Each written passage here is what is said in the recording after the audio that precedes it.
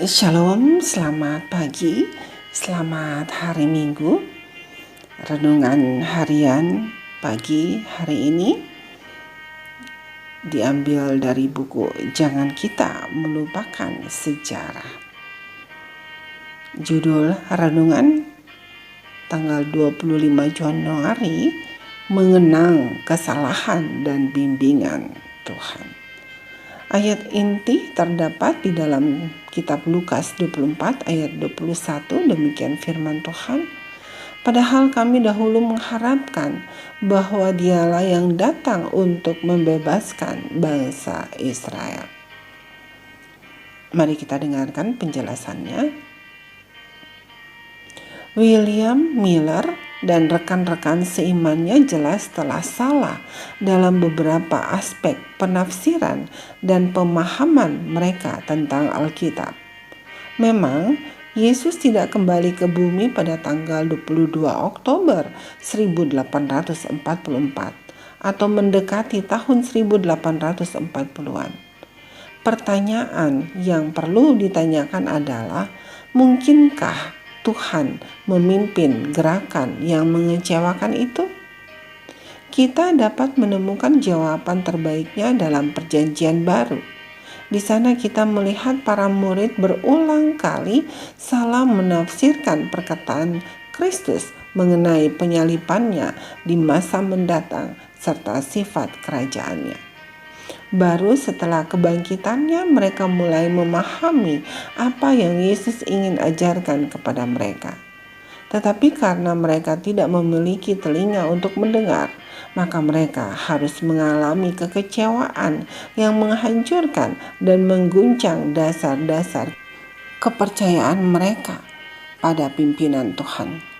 Diperlukan pembelajaran lebih lanjut dan tambahan pengertian sebelum mereka dapat memahami apa yang telah terjadi kepada mereka. Situasinya adalah bahwa Tuhan telah memilih untuk bekerja melalui manusia dalam rencana keselamatan. Jadi, meskipun situasi duniawi itu dipimpin Tuhan, di samping unsur ilahi tetap saja mengandung unsur manusiawinya. Dan segala sesuatu yang menyangkut manusia itu terkontaminasi oleh kekeliruan. Begitulah sejarah panjang Tuhan yang berusaha bekerja di dalam dan melalui manusia di sepanjang sejarah. Lebih khusus lagi mengenai Millerisme, orang hanya dapat bertanya-tanya karena Miller percaya bahwa pembukaan nubuatan-nubuatan dari kitab kecil Daniel yang dinyatakan dalam Wahyu 10 sepertinya telah digenapi pada zamannya. Mengapa ia tidak membaca sisa dari pasal itu? Yaitu, jika ia percaya bahwa kitab itu telah dibuka dan pekabarannya manis di mulut. Mengapa ia tidak memperhatikan bahwa itu akan terasa pahit di perut dalam ayat 10? Dan bahwa gerakan lain akan muncul dari puing-puing kepahitan. Satu gerakan dengan pesan mendunia untuk banyak bangsa dan kaum dan bahasa dan raja. Ayat 11. Logika Miller sendiri yang menuntunnya untuk melihat bahwa Tuhan telah meramalkan kekecewaan yang pahit. Sama seperti Yesus telah meramalkan kekecewaan para muridnya.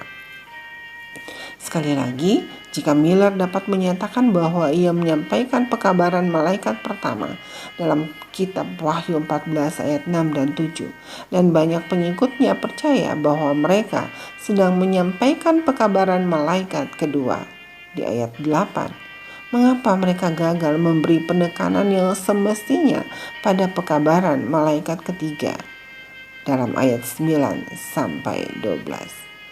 Ketiganya secara bertahap mengarah pada kedatangan Kristus yang kedua yang digambarkan dalam ayat 14 sampai 20.